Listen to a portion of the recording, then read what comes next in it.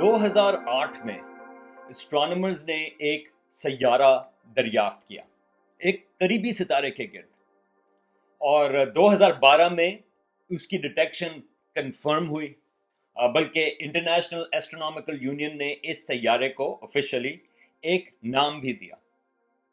مگر اب پتہ یہ چلا ہے کہ وہ سیارہ گم ہو گیا ہے۔ یہ کیسے ہو سکتا ہے؟ تو ذرا آج اس سلسلے میں بات کرتے ہیں کہ یہ کیا مسئلہ ہے، وہ سیارہ کہاں گیا۔ تو یہ جو ستارے جس کی ہم بات کر رہے ہیں وہ ہے فومیل ہاؤٹ۔ یہ ایک کافی برائٹ ستارہ ہے، بلکہ آسمان پہ وہ 20 بڑے برائٹ ستاروں میں سے آتا ہے۔ زیادہ تر وہ ویزیبل سدرن ہیمسفیئر سے ہے، لیکن ناردرن ہیمسفیئر میں بھی وہ فال میں آپ کو اگست ستمبر وغیرہ میں آپ کو نظر آئے گا۔ یہ جو فومیل ہاؤٹ ہے اس کا عربی نام جو ہے وہ فم الہت ہے۔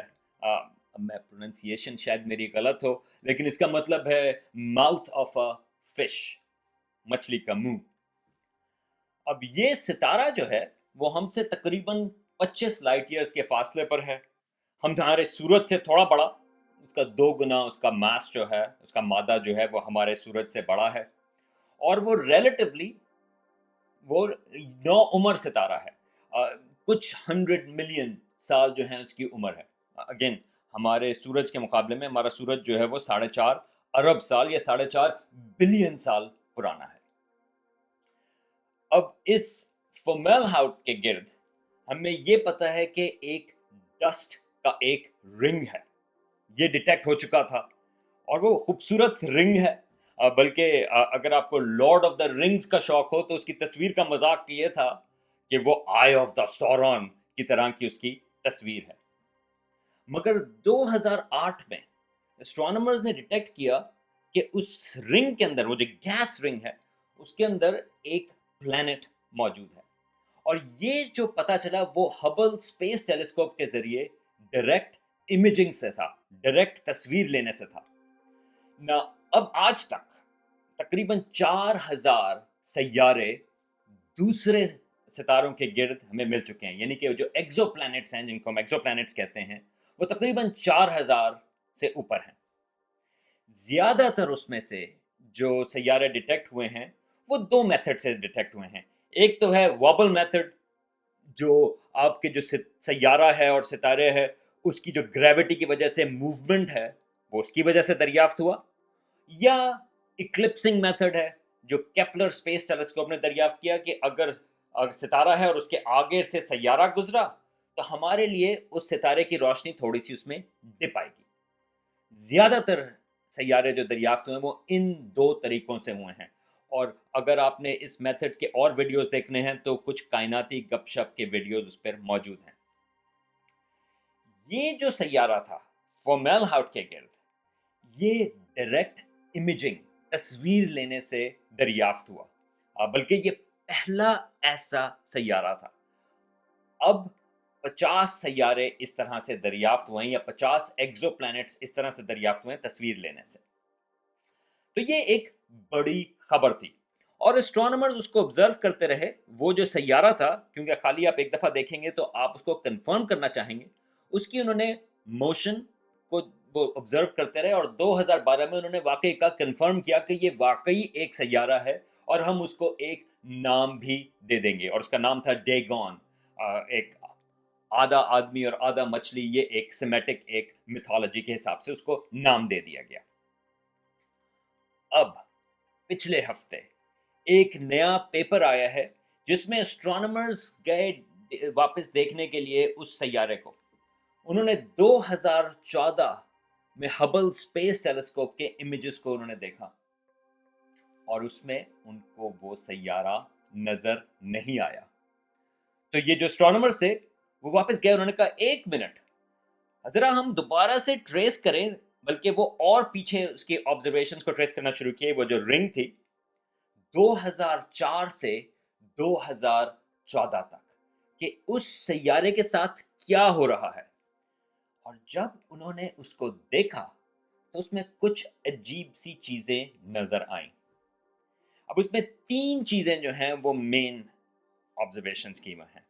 ایک تو یہ ہے کہ اس کو یہ لگا کہ یہ جو سیارہ ہے یا جو بھی آبجیکٹ ہے وہ بہت تیزی سے اپنے نظام شمسی فورملہاؤٹ کے سسٹم سے وہ باہر کی طرف جا رہا ہے، اور اس کی سپیڈ اتنی زیادہ ہے کہ وہ اسکیپ ویلوسٹی سے بھی زیادہ ہے، یعنی کہ وہ اگر وہ سیارہ ہے تو وہ اس نظام شمسی سے باہر چلا جائے گا۔ دوسری چیز یہ ہے کہ اس کا سائز جو ہے وہ بڑھتا چلا گیا، 2004 سے 2014 تک 10 سال اس کا سائز جو ہے وہ بڑھتا چلا گیا۔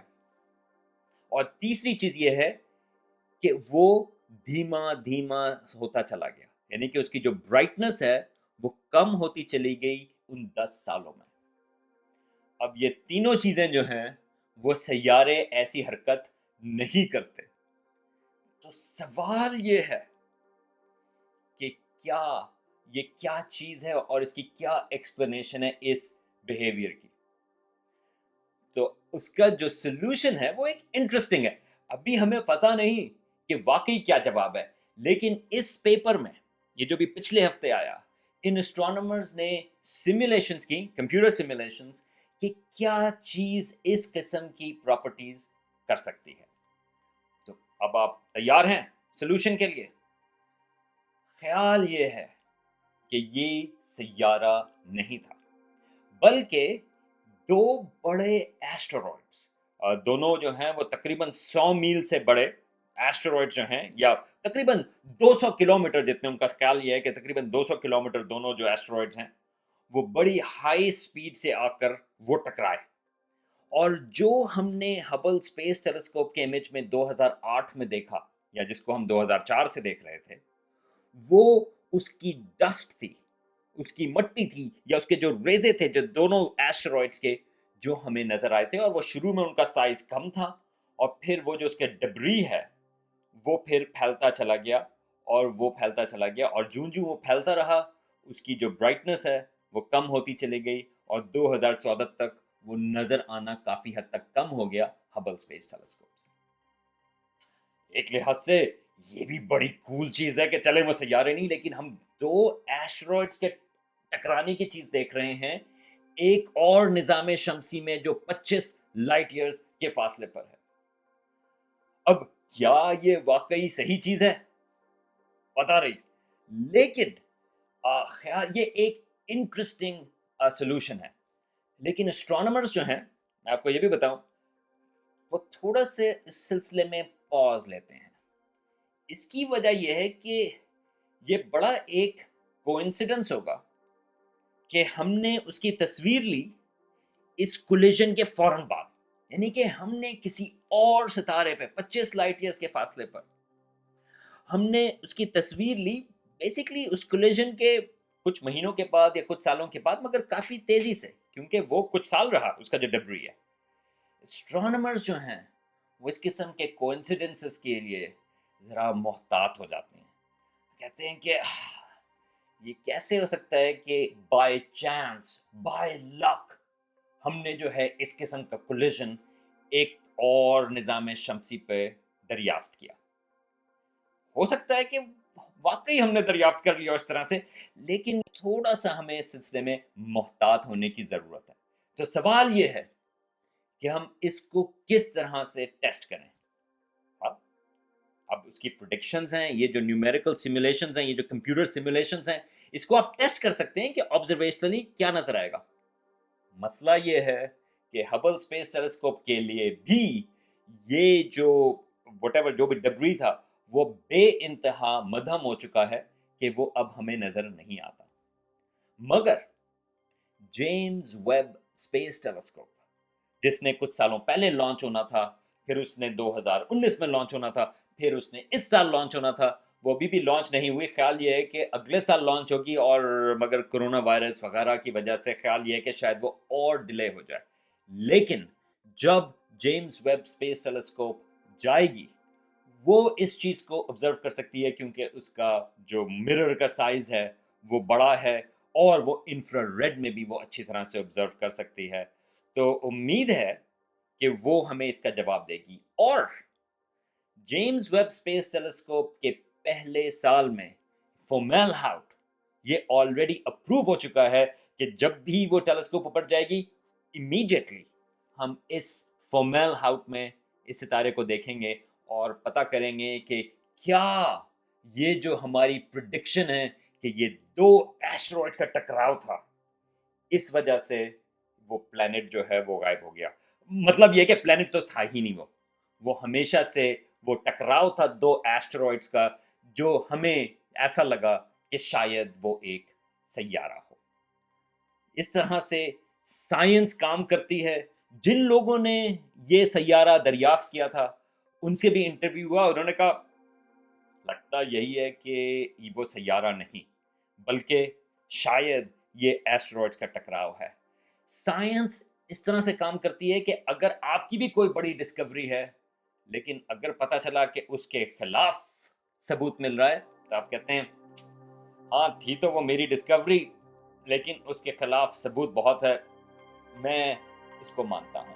تو یہ ایک طرح سے آپ کو ایک مثال دیتی ہے کہ سائنس کس طرح سے ترقی